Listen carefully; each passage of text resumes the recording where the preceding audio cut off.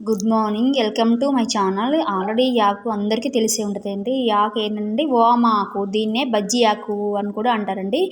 ఈ ఆ ఈ ఆ ఈ మొక్క దగ్గర మనం నిలబడితే అండి చాలా స్మెల్ ఉంటుంది, చాలా మంచి స్మెల్, పీస్ఫుల్గా ఉంటుందండి.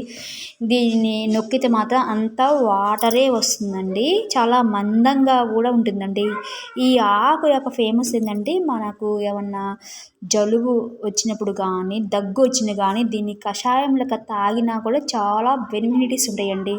ఇంకా ఈ ఆకు వాటర్ మరిగించిన తర్వాత ఆకు ఒక వాటర్ను డ్రింకింగ్ చేసానంటే ఆ వాటర్ ఏంటంటే మనకి డైజెషన్ యొక్క పెరుగుదలని పెంచడానికి, ఆకలిని పెంచడానికి, ఇంకా ఈ ఆకు ఏంటంటే ఎంజైమ్ ఉత్పత్తికి కూడా యూజ్ చేస్తారండి. టోటల్గా ఏంటంటే ఈ ఆకులో మంచి ఔషధ గుణాలు ఉన్నాయండి.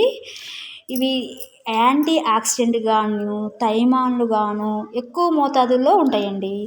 ఇది ఇంకా ఏంటంటే ఈ ఆకులో బ్యాక్టీరియాలను, వైరస్లను చంపే కెపాసిటీ కూడా ఉంటుందండి.